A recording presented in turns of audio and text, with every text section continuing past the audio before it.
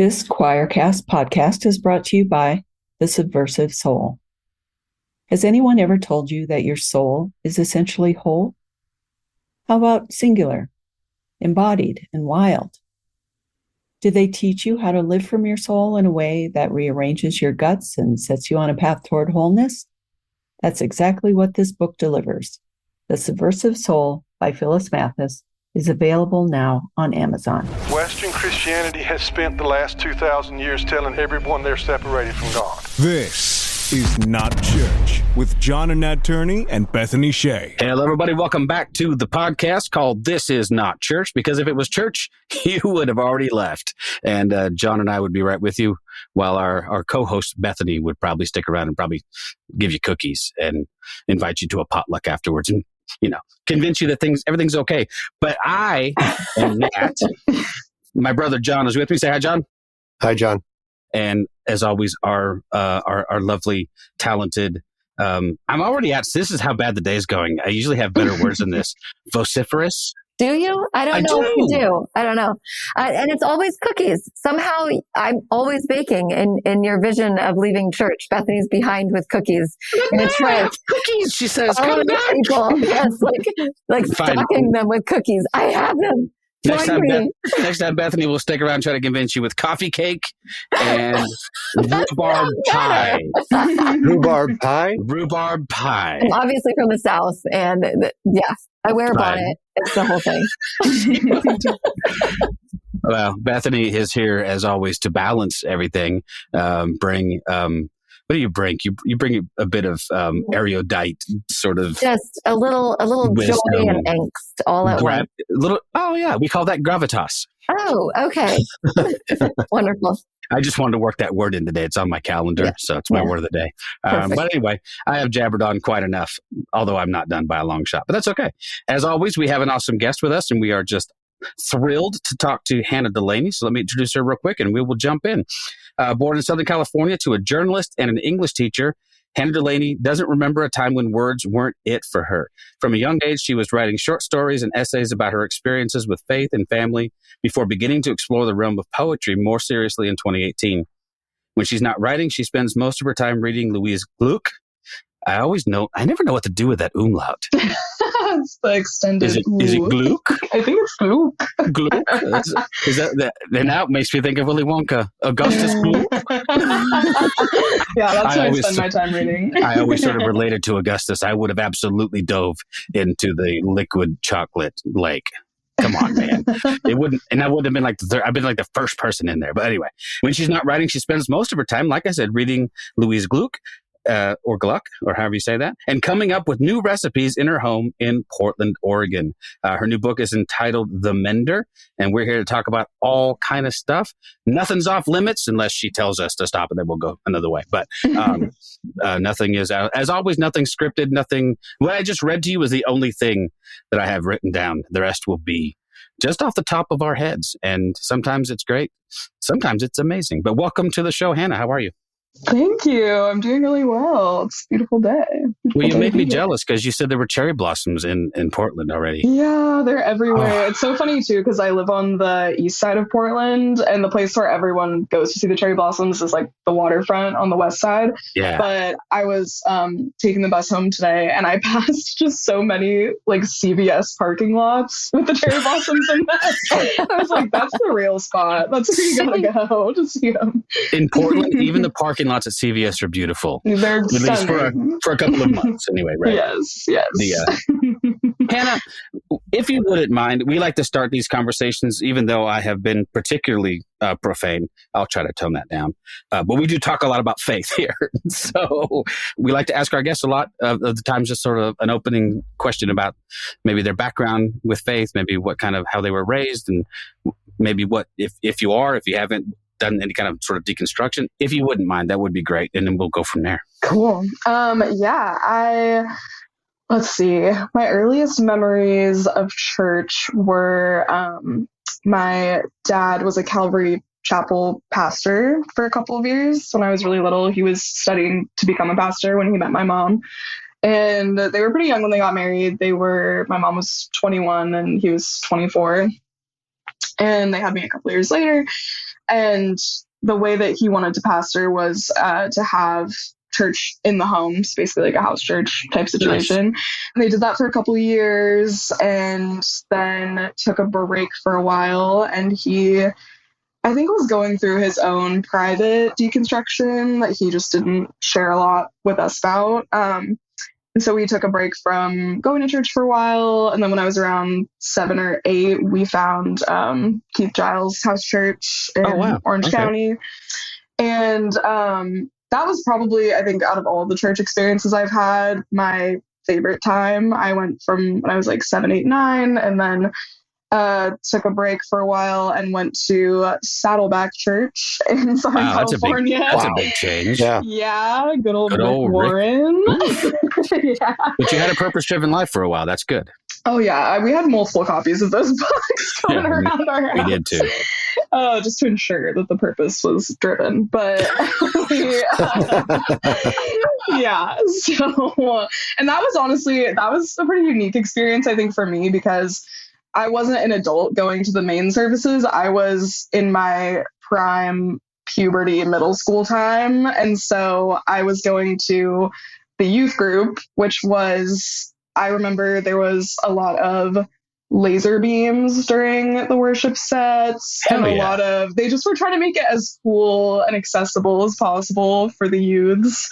And it was, I don't know. I think because I was in middle school, I was mainly there to just hang out with the cooler high schooler people. And my best friend was going there at the time. So that's why I transitioned from my house church to that. And then after doing that for a couple of years, my parents got divorced and they each remarried people. So my dad married my stepmom in 2013, and then my mom married my stepdad in 2014. And we started going to my stepdad's church every Sunday, which I just never clicked with, but it was just what my family was doing at the time. I don't even know what kind of denomination that was. It was some kind of just evangelical mainstream. It was a lot smaller. Did that for a while, and then I bounced back to Keith's house church for the rest of my teen years, kind of. And then I went through a really intense charismatic phase when I was in my later teens, and that was maybe just like the most intense spiritual time of my life. Like I, in 2015, took a mission trip to Switzerland and went to this thing called Awakening Europe. I don't know if anyone's ever heard of that, but it's it's Heidi Baker and, all these people. And I was 15 at the time and was being hosted by this family in Switzerland who the daughter, Jessica, had gone to Bethel School of Supernatural Ministry, which sounds exactly like Hogwarts School of Witchcraft and Wizardry. And only less fun. Only less fun. Exactly.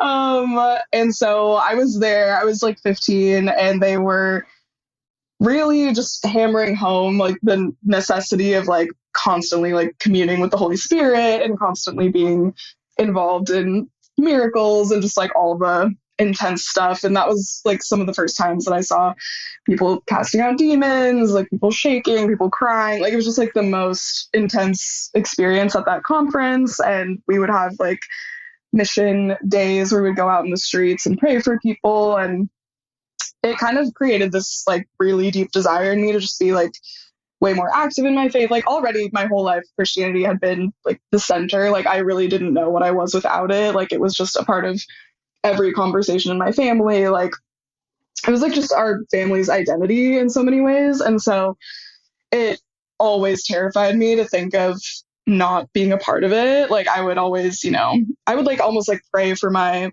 future self a lot of the times of like, okay, I hope that I never get like led astray or like get attacked spiritually,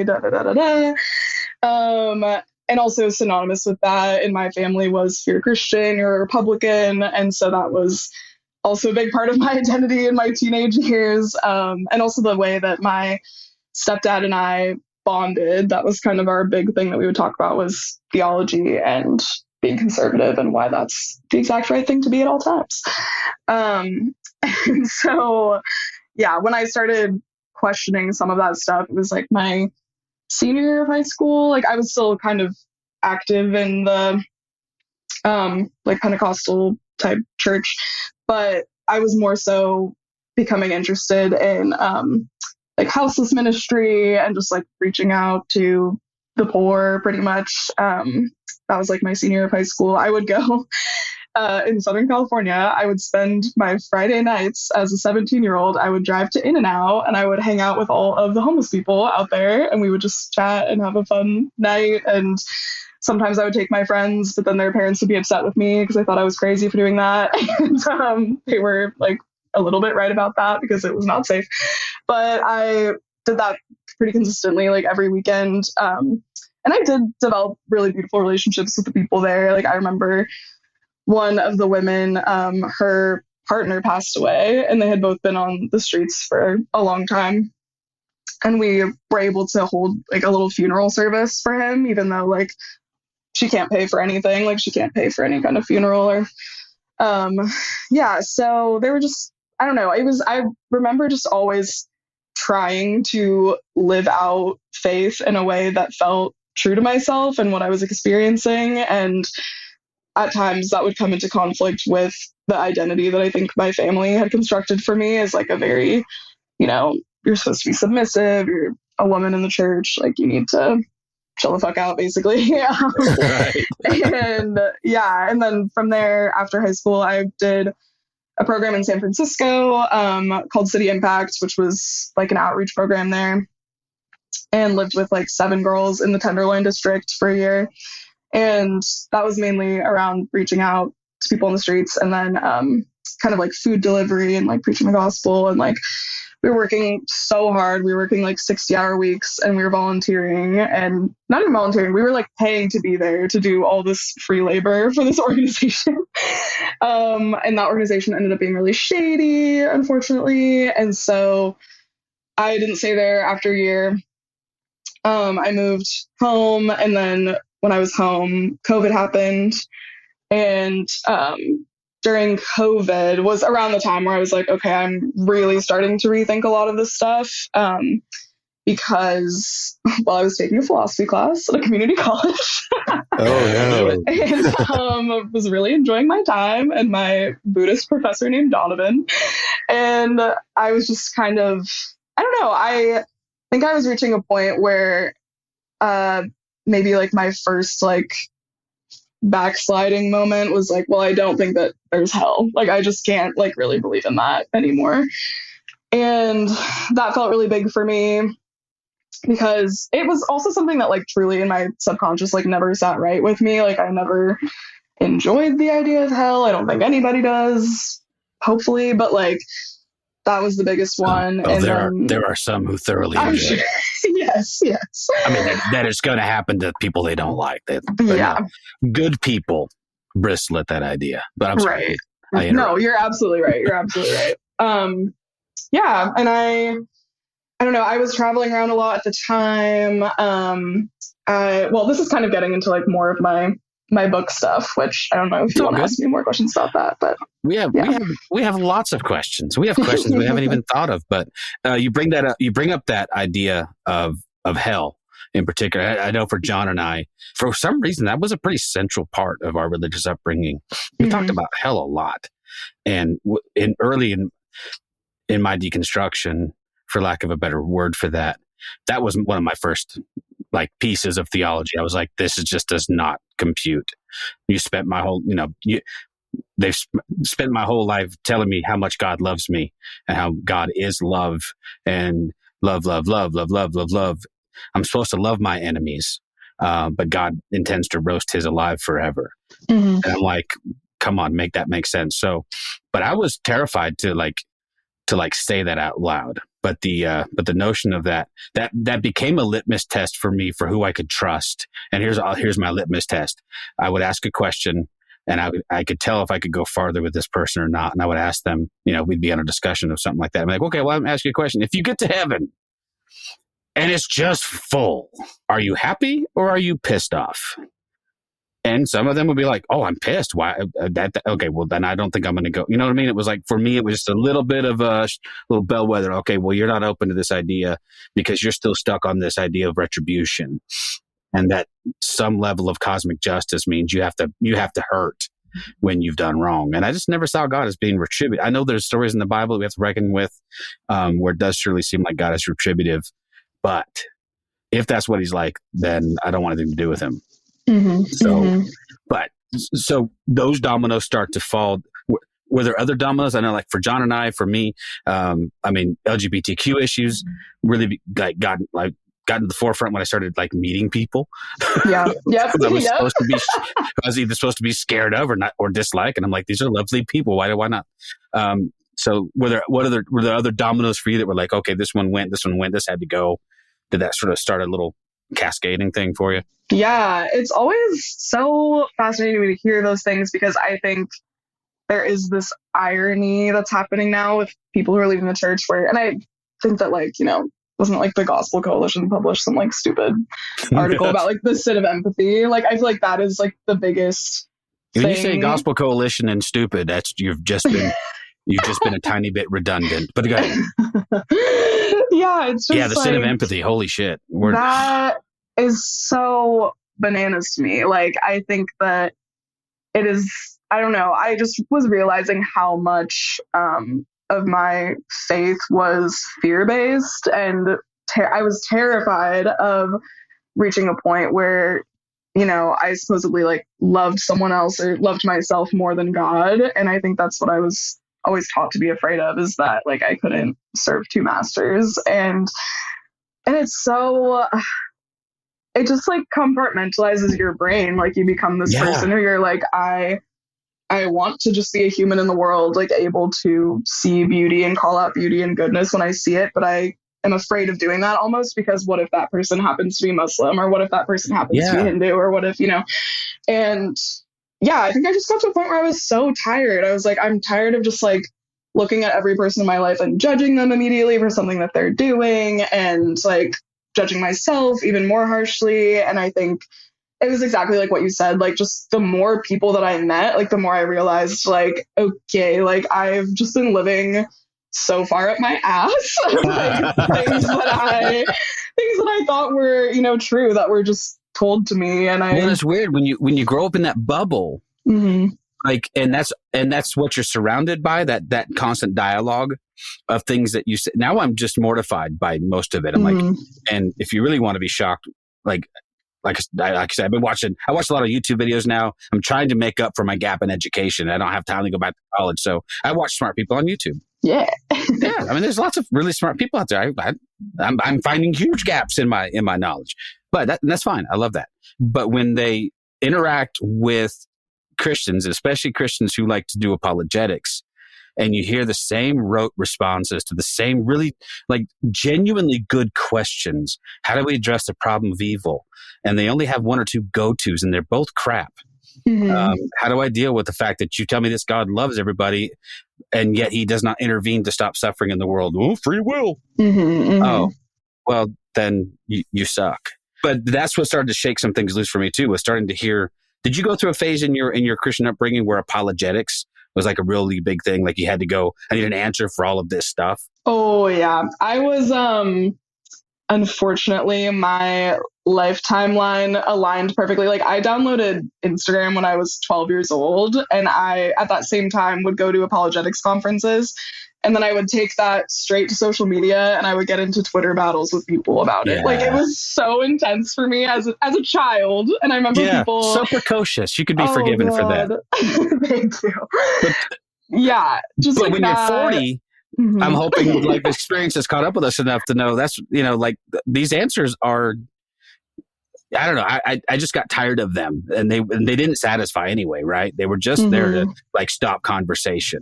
They were just to say, well, this is the answer. Boom, boom, boom. Let's move on to the next thing because it's uncomfortable. But I'm assuming that how long did that phase last for you? For me, it was like 20 years. So I'm embarrassed. No, you don't have to be embarrassed. It lasted from, I would say my big apologetics phase. Well, I was always interested. Like, I asked like a million questions as a kid. Like I wanted to like understand this like focal point of my life. I was like, if God is the most important thing, then I'm going to ask a billion questions about him. And I think that when I was a teenager, it just became a lot more real for me, where like I couldn't have a faith where I was like half in, half out. Like I just needed to be consuming it as much as possible. Like I thought I was going to dedicate my whole life to mission work at that point. And so I just like wanted to always be prepared. And yeah, it lasted from like maybe when I was like 12 to like 18. And then when I was 18, I settled into the more like, okay, like I think I can be a Christian, but like it needs to be like in this hippy dippy way of like where I'm not stressed all the time because I'm having crazy blood pressure for no reason. Yeah, and I think that there was for me like a genuine, like when I felt like, oh, like I've bested this person or like I've made them see differently, like it was a high in a way of like I like this experience and this like, I don't know, this, I genuinely thought that I was changing people's minds or like convincing them of something. And looking back, I'm just like, dude, like the amount of energy that you put into this is crazy. Like nobody cares if the dinosaurs were real. Nobody cares. Oh, yeah. And where did they go on the ark? Where did they go? Maybe Satan put them here to trick us. Because Ken Ham insists that they were there. So. Yeah, exactly. Well, and kids and kids' brains are so black and white. Like we have to see things like in a formula. And you hope that once our brains are more developed, that we begin to see more nuance and be able to engage in the gray areas. But instead, it's like apologetics just makes us have an answer for everything. And if we don't have an answer, then we question our faith and we question if we even knew everything right to begin with. And it can be very disorienting once those questions arrive, especially if you've been discipled for a long time with having all the answers all the time.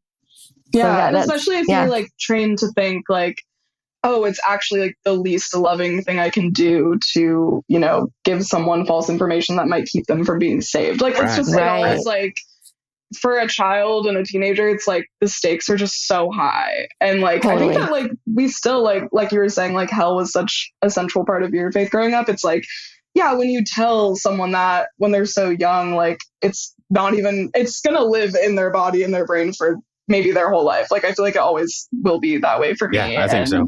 Yeah, it's so scary. It's so scary. I don't think my kids even really know what hell is, which I'm really proud of us for doing that. Like they don't even have any concept of that, which is pretty cool. But it does. It lives in our bodies, and it takes us our whole lives to get rid of the things that we were handed as children, and to learn to live in that gray area our whole lives. Yeah, there's still days. I mean, I've put the idea of hell so far behind me that I'd have to look way back to find it. And there are still days where I wake up or I have this moment, right? And I'm like, what if I'm wrong? What if I'm wrong? For real. And you're like, oh shit. Okay, just say a quick prayer, man. You'll be good. Say a quick prayer. There we go. We'll be hanging out there together. It's okay. It was really funny when John and I were kids. AC/DC was a big band, and so we would go to these these traveling evangelist things. I don't know if you ever got dragged to one of those with me, John, but there was this asshole named Wilkerson. Not the guy that rode the cross in the switchblade, but his brother, Rich Wilkerson, who was a traveling evangelist, whose son, Rich Wilkerson Jr., is very famous now. Totally is. Also. Right. So his dad had come to our town once or twice. But he would do this, and so we would go to Redwood Acres. Y'all know where that is. And where this big, where the fairgrounds were in our town, and put on these 3 or 4 day, what do you call those? Like revivals, rallies. Yes, revival. Where he would it was mostly youth oriented, and he would spend days railing against the evils of secular music. That was pretty much the gist of it all, was to get us all, to talk to us about backwards masking, which isn't a thing. If you play this record backwards, it says, I love Satan. Oh my God, it says it. But all of that was to say that song Highway to Hell was like really, really big. This was like, 80, 81. And as I listened to that song, I'm like, they're making a good point. Like if I think about, how many people I'm pretty sure they're confident, and I'm confident they're going to be in heaven, and all the people I think are probably going to go to hell. I think I'll hang with the hell guys. Because all y'all heaven-bound folks are a pain in the ass. And it's literally going to be like living in some little gated community with a bunch of Karens, ratting each other out to the HOA up there. And Like, who needs that kind of stress? Like, I don't think you can paint your bench in that color. No, like, anyway. But it's weird. And we joke. What's weird is we can, like, us four people can joke about these things and barely touch on, and we instantly go, yeah, because we had that same formational and foundational experience of being scared to death of hell. John and I were scared to death of the rapture because that was imminent. Every time we had an earthquake in California, somebody thought they were getting raptured. It was crazy. Scared to death we were going to backslide, because our salvation was always sort of questioned and questionable. So we got saved at least 10, 12 times a year at every youth camp, every youth event. You'd work everyone up into tears. I'll run to the front, rededicate my life 100 times. A baker's dozen of dedications. Yeah. So I resonate so fully with the primary driving force of my faith was fear. It wasn't love. It wasn't genuinely. I mean, there were times, I'm sure, when there was some of that, but most of it was like, if I slide off this trail, how much farther could I go? And next thing you know, I'll wake up and I'll be a liberal. Then, Not that. What am I going to do then? Vote for Al Gore? Holy hell. Well, and it's like, it's how we see God. Do we see God seeing us as an enemy, or do we see God seeing us as children? And when we see God as seeing us as children, that's where the empathy makes sense. Because when my kids, I just shared about this the other day, my daughter had to go to the hospital because she was really sick she was throwing up and I wasn't sure what was going on. And I took her to the hospital because I wasn't sure if it was like an appendix rupture or something. And we got there and she was almost fainting. It turned out that she was mostly dehydrated from throwing up probably, but also just because she hadn't had water in like 2 days, because every time she was thirsty, she would eat something. And I could get really mad at her. Like, what were you thinking? Ending up in the hospital because you're sick. Instead, I was able to, because I'm her mom and I love her like crazy. I was just like, that sucks. It hurts to be sick like this. And it sucks to be throwing up and to feel out of control in your body. And I know that you're feeling terrible. And I just like I showed up for her because that's what a mom does. We show up for our kids regardless of what put them in the situation they're in. And I think that that's like, when I look at God and how he sees us, I think God looks at us as his kids and God's just like, yeah, I mean, sometimes we make bad choices. People do. I get it. But I love you. And I'm sorry that you're suffering. And I'm sorry you're feeling this. And I'm here with you in the suffering, regardless of what put you in the suffering in the first place. So when it comes to like hell, it's just like, I don't know. God sees us not as enemies to discipline. God sees us as kids to love. That's how I see it, at least. That whole sin of empathy thing is so weird to me right now. So, it is just driving me crazy. If you want to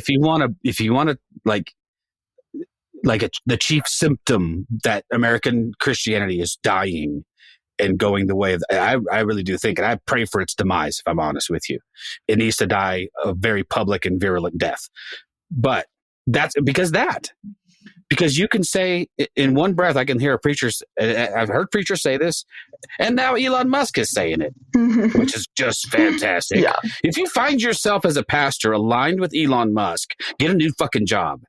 Like, things are not working for you. I could probably stand in the pulpit of 100 churches in Texas on any given Sunday, just preach the words of Jesus and be called woke, and be called liberal, and be called naive or whatever. Like, well, I'm sorry. If you can no longer get behind the words of Jesus, find yourself a new moniker. I'm fine with that. Call yourself something else. But anyway, that just gets me angry. It really makes it. But I also see it as a symptom. And I'm wondering if you thought about this, because here's what I think. I think Christianity has only ever thrived when it's been a minority and a marginalized group themselves. And I think we haven't been that for a very, very long time. Now we're just fat, dumb, powerful, and who's there to chat? Now we can align ourselves with empire. And whereas before, I feel like the early church, first couple 100, 200, 300 years, was probably the only time in our history where like we really had to like band together against the forces. And I think we were more effective. And all of a sudden we're just right there in the mix with everything that American empire is doing, or whatever country you're living in is doing. What has happened to our sense of duty to stand against the powers that be? Well, and I'm curious about Hannah, how you, please. like you are a poet. This is what you write poetry. Does the current state of our country and the state of your own religious experiences, does that come about in the things that you write with your poetry? And what is your process to help understand yourself and the world around you when you're writing? Oh, this is such a good, big question. I feel a lot of ways. I love poetry and writing for many reasons, but I think the reason that has become most materialized to me in the last couple of years is that I feel like it's just one of, like, language and speaking your mind and writing what you think. It's like one of the few things that hopefully will never be taken away from us as people. And obviously, even if, you're censored and silenced in the US, which I do think is starting to happen and has been happening for a while. But it's like a weapon. It's like writing is like a way for you to stand up and, I don't know, without getting like super cheesy about it. It's just like, I think even, this is such an extreme example, but if I'm ever, imprisoned or taken somewhere, like I'm a white woman, so that probably won't happen. But like, if that did happen, then I would still be able to write and I would still be able to explore my own thoughts and have my own mind. And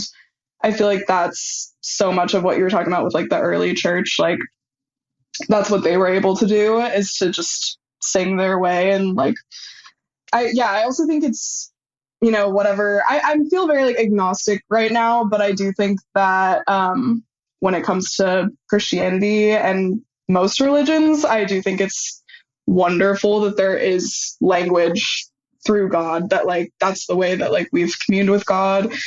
And I feel right now that it's just really important to be documenting things. And I think that like what grieves me really hard is that just like you were saying, like Christianity has been weaponized by the right to tell people that they have no other option but to hate what's different than them. And I've seen it happen in my own family, and I've seen it happen to my friends. And it is kind of just a sickening thing to watch. But I don't know, like you said, like it's, when you go back to the basics of it, like it's the most like ironic time that we're living in, because you see so much of what it's like every single thing that Jesus warned against. Like when I saw, did you see the Trump Gaza video? Yeah. Okay. Yeah. What the actual hell? And I remember I have memories of growing up in church, and the pastors, or even, just like people in the fellowship would be like, oh, these Israelites, like, how do they keep getting it wrong? Like, how do they keep fucking up? And like, it's like so easy to do that when you're like a human being and you don't recognize, like, you're not recognizing what's real and what's right in front of your eyes. Like, that video depicts Trump as like a golden statue. Like, what are you talking about? It's like, if you're looking for an antichrist, he's right there. But like, we were warned that we wouldn't recognize the antichrist, and that is absolutely that is happening. Yeah, so it's like maddening to watch, and I think that now more than ever, I have found a lot of comfort in my community. I think it's no secret that Portland is very outspoken when it comes to so many issues, and that honestly feels like such a blessing to just be surrounded by people who are so in tune and in touch with like common welfare. And there's just so many, like, it's like everything I go to, like with my friends, like any event, it's like, this is a mutual aid fundraiser, like this is this, or like we're going to be the ones to take care of each other because like no one else is doing it. And I feel like that's just the most like biblically accurate description I can think of what it is to love someone, is to care for them and to look out for them and make sure that they're safe. And yeah, it's just, I don't know, it's really freaky. We're living in freaky times. Yeah. I mean, if you had to dig and find a silver lining in any of this, it might be a wake-up call for some of us who have relied on the church or government or other people but I'm looking at my trans friends, I'm looking at my gay friends, I'm looking at people in these marginalized communities who are scared to death, first of all, and rightfully so. and wondering who will speak up with them and for them. And it's not going to be the government. It's going to have to be people like us who, at the very least, right. And it may not sound like much, but I'm a firm believer, especially poetry, that poetry has the power to move people beyond prose. I mean, prose is good. That's what I work in. I couldn't write a poem to save my life, but there's a way to speak poetically that can sometimes get beyond the breach of somebody's defenses and go, well, maybe they don't even realize you've done it until you're already in. Does that make sense? Like you can music does that for me as well. Yeah, I think it's very easy I think it's easier with music and with poetry. Brian Zahn wrote a book several years ago. Title was Beauty Will Save the World. And it was all about art and music and poetry and how these things will be our last sort of bastions of freedom. So yeah, John, I'm sorry. I was just going to say, I find that poetry and music have a disarming effect. Yeah, that's what I was trying to get at. Good, nice. That when you just write it out in, say, essay form, doesn't have the same heart. I'm not saying there isn't a place for essays. There isn't a place for that kind of stuff. There definitely is. I mean, there's times where you need to rail against it and be very matter of fact, and those are for. But poetry just has this way of disarming the reader, and then kind of opening up their heart to some ideas that maybe they wouldn't be interested in. Music does the same thing for me. Yeah, me too. I find it inspirational. I find it inspired. I think is a good word for it. Yeah, I always talk about poetry as the reason why it's my favorite form of writing, even though I do other kinds, is because it always feels like I'm partnering with something really mysterious. And I think that sometimes it's the divine, sometimes it's nature, which I also would call the divine, all leading back to this central thing. And I think that it's also the closest I've felt to back when I was, charismatic Pentecostal, of back then when I would, quote unquote, speak in tongues, which I still have not fully rationalized how that happened or where that came from. I'm agnostic. I don't have to know these things. But I now when I write poetry, sometimes I will write a poem in the matter of 5 minutes, and then I will read it back and just realize okay, I don't even know where that came from. And it felt like it feels exactly the same as when I would commune with God in that way of this is very much so an act where I'm just a vessel, and that is always really beautiful. And even if, scientifically that's just my subconscious or picking up on words and themes and blah, blah, blah, that's fine. But it does feel spiritual to me in a lot of ways. And I love, like you were saying, when poets can almost trick the reader into, getting to know them in a new way, not necessarily convincing them of anything. But when you read a poem, I really love Wallace Stevens, and I love the poem The Mad Farmer Liberation Front by Wendell Berry. Those poems are very just, I think it's almost like someone is tenderly speaking to you, but it's about something really vital and really important. And that kind of seems like the only way that we could ever, change each other's minds or reach the heart of something. And it's never going to be by screaming in someone's face or world domination, No, for sure. No, it's definitely, it's one of those things that my favorite parts of the Bible, if we talk scriptures, would be all the poetic language in scripture. I can't hardly get through. I'm not going to get through Chronicles. Yeah. For God's sake, you can read through Leviticus again. I mean, but I read the Psalms and the Proverbs, and I feel like there is this sense, though, and I like this comparison that you make, because there is a sense that a lot of our subconscious is suppressed.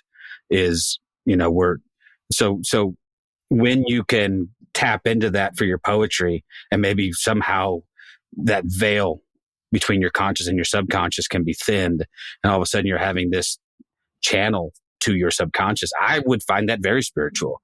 I think that's probably really, really akin to what I experienced. I spent several years in charismatic Christianity, and I won't deny that that you get caught up in that.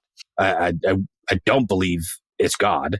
I do believe it's well-crafted services, and music was always a huge part of it. Because I had a very, very similar experience at my first U2 concert, and I remember standing in the middle of this crowd of 40,000 people singing, "In the Name of Love," going, oh, "I'm in church. Yeah. This is just like," and it just hit me right square in the chest. I was like, "Oh, this is what I've been experiencing," and call that God. I think, and again, I'm like you. I'm agnostic. I honestly, I couldn't pin down any faith statements at this point. I remain hopeful. Maybe I'm a hopeful agnostic, but I find those moments to be very clarifying. And so, for someone like you to say, "Oh yeah, well, when I wrote this poem, I wasn't thinking about it really. It was just happening." I still 100% think it's you, but tapped into a part of you that maybe is not at the forefront all the time. And all of a sudden you just have that open channel to all this awesome stuff that's going on in the back. I mean, we're all probably thinking really profound thoughts, and some of us just have a harder time getting them the hell out. But, so your book, The Mender, is there a theme to this? Is it kind of stream of consciousness, or did you have something in mind? I mean, talk us through that if you don't mind. Yeah. So my book, The Mender, came about because I touched on this a little bit at the beginning of the episode, but didn't want to immediately jump to it. But Sure. a lot of it was based around an experience that I had with my stepdad passing away from cancer. And he, like I mentioned, our two big things that we bonded over were theology and politics. And so when those things started to shift for me, there was definitely a rupture in our relationship. And it was really hard to navigate for me because I was maybe like 19, 20 around this time. And this is back in, 2019. But essentially, he was kind of, I split from my family in terms of politics when COVID was happening because they did not believe it was a big deal, and I believed it was a big deal. And it was hard because I was figuring out my faith, and I still considered myself a Christian at that time, and was really just like wrestling so hard with so many things, but felt really alone. And then had this like added layer of like, okay, well, my family thinks that I like worship the devil now because I live in Portland, Oregon. So like, I don't know how to rationalize all of this. And even though at that time I was just living my life, I was nannying 2 infants, I was living with 7 Christian roommates in a Christian house. Like there were so many things that I was doing that felt very in touch with God at the center still. And so to like receive such harsh feedback from my stepdad, like I was getting emails from him that were saying like, Satan is using you, like these things are like a stumbling block to you. I had really intense things happening in my life that my family just didn't check in with me about.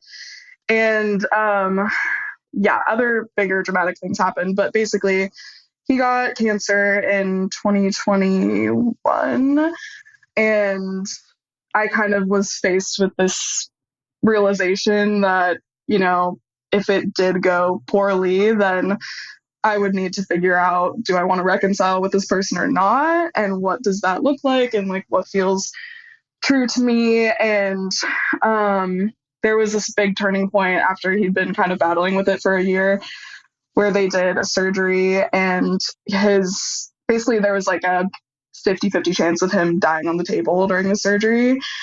And so I wasn't ready to call him yet after everything that had happened. But I did send him this long text message, and I was like, just want you to know, I love you. I would have never wanted this to happen to you. Like, I really, really am like hoping and praying that this goes well for you tomorrow. And he was basically like, thank you so much. Like, I have been wanting to text you, but like not knowing what to say. And so that kind of like started our, bridge back together. And then I visited him a couple of times before he passed away, and we had one conversation that was like pretty big and intense, and he apologized for some things and I apologized for some things, and I don't know, it just was this like experience where I felt like revitalized in a way to just remember that like we live in just this, I don't know, like brutal time where like everyone has their defenses up and everyone thinks what they think is right. And like, that's so important to have dialogue and discourse about. But like, at the end of the day, I was like, this man is dying and I don't want him to die without me, you know, having a conversation with him about how much I loved him in a lot of ways. And yes, that is my main poem in the book called The Mender is based around that phone call that I had with him where I learned that he was going to pass away. So, yeah. It is. Yeah, it is. And I think relevant to so many of us. Yeah. Yep. Because John and I have that experience right now. With my father and I bonded in my 20s over, John was always a liberal fuck. I mean, come on, man. You were, man. I've always admired that about you, John. You've always done your own thing, man. I think I was desperate for my dad's approval. And so for a good long time, we had a fantastic relationship because we didn't disagree. And so, you know, we were both strong in our faith, quote unquote, whatever that means. Very, very conservative Republican. And we bonded over that. And John probably felt very left out of all of that because he would be like, well, I'll be in the other room because you guys can talk about your bullshit. And I'm going to go over here. I bet, thinking back now, in fact, I'm maybe for the first time thinking that you probably felt very left out of that.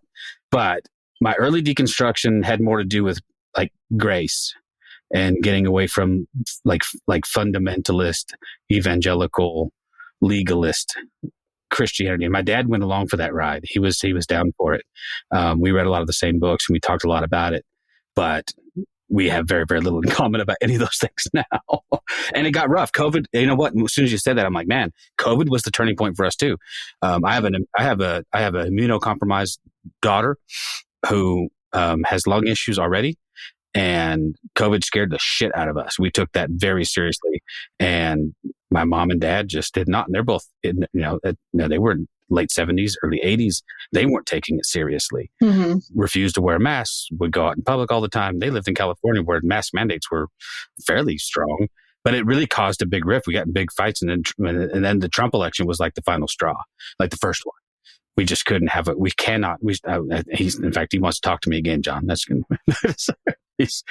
I'm nervous, but I love that. So here's all of that rambling was to say, at some point, I agree with you. You have to go, okay, do I want to let too much time pass without resolving this with a person who he's my father, man. I love him to death and admire him in a lot of ways. And I just, maybe that's a lesson for us as a country. I don't know the answer to how to do that, though, if I'm being honest. It sounds very naive and pie in the sky to say, well, let's just reconcile. Well, yeah, but okay, how? When we are diametrically opposed, when we see the world in very, very I'm not talking about small differences of opinion. These are massive differences of opinion. Did you and your stepfather come to any agreement, or did you find a place where you could just kind of peacefully coexist, where at least you could be like in the same room together and have a conversation? Yeah, we could be in the same room together.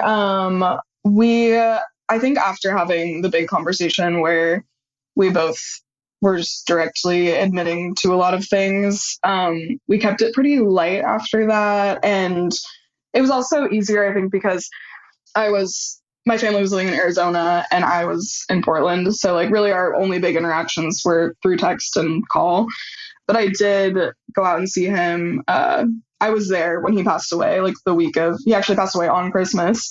And that week was just so heavy and intense for my mom, especially because the kind of cancer that he had was just so aggressive. Like it was just he was not the same person. And yeah, and my mom was telling me, basically my stepdad, a couple weeks before he passed away, he pulled her aside and he really couldn't even talk at that point. Like half of his face had been paralyzed and his breath was really shallow. And he pulled her aside and he was like, I think I just finally understand what grace is. Like I finally understand what God is in this way. And it was really interesting, trying to not even comfort a person who's in that situation, because you can't really offer them much. You can obviously care for them and let them know how much you love them, but there's no hey, everything's going to be fine. It's obviously you're crossing over to this threshold. And something that I kept saying over and over again before I heard that he had this big revelation about grace is that, like, over the course of the last year that I was reconciling with him, I just kept messaging him, like, I think that, like, you will learn things through this that, like, people, like, and knowledge was a really big thing for him. Like, he was a big apologist and etc. Like, that's the context. But I was just like, I really think that, you know, you're going to learn things that, like, most philosophers and, like, people who haven't gone through this experience, like, could only hope to achieve, like, through their just day-to-day lives. Like, you're in this, like, very liminal space, like, and this is, like, as much, you know, like, God-centric language that I could offer him at the time, because I was deconstructing and I didn't want to just be like, God's going to take care of you, because they had a lot of people in their lives who, up until the day he passed away, people were, like, praying for his recovery. And I think that that was detrimental. I didn't buy into it, but, like, I think that, you know, that was something that my mom, she's still having to process, is that, you know, essentially, like, God didn't save her husband from this really painful death. So it's kind of amazing to me to watch her still be so faithful in a lot of ways. And yeah, I don't know. I think, you know, she's dealing with it in her own way, but yeah, I do feel like that time in my life, I was like, okay, like, I'm grieving this, and I'm also just, like, learning so much about how I respond in situations and, like, what does actually matter to me. Because I think when you grow up in an environment where, like, every single day you're told, like, this is what should matter to you, this is the most important thing, like, I felt like when I was deconstructing, I was like, I just feel like a kid again. Like, I don't know what my values are. Like, I don't know what I, like, want from life in a lot of ways. Like, I knew myself pretty well, but, like, it was a different experience to come face to face with, you know, this is so important to me. And yeah, I think that is a gift that, like, deconstructing has given me, because I wasn't really taking charge of that growing up. I was just kind of assuming the role that was placed on me, you know. Wow. Would you be willing to read a poem to us? Maybe a favorite one, or one that's impacting you differently today? Yeah. Thank you. Okay. And this is dedicated to my stepdad. The Mender. What does it say about us? This distance born of a closeness gone wrong. My mother calls it a communication issue. Now's a good time to confess that while you've been dying, I've been tasting bottles of wine and cinnamon sticks, sweat on my upper lip, the necks of men, birthday cake and loneliness disguised as the holy. I ran to the arms of the mountain I knew would hold me, another confession, and I heard your new voice for the first time. There's no other place I wanted to learn that someone I once loved was going to die. Will he do a miracle? You asked, but all I could make out was, will this be the time he restrains himself? In a bed 1,000 miles away from me, my friend's lover tells her he believes there are parts of us even God doesn't touch. There are parts of us that even God doesn't touch. Wow. Wow. Thank you for reading that. Yeah, thanks for listening. Yeah, I really like that last line. That was something that my friend said to me, like, while I was opening up to her about everything that was happening. And this is actually her husband now. I'm going to see them this weekend.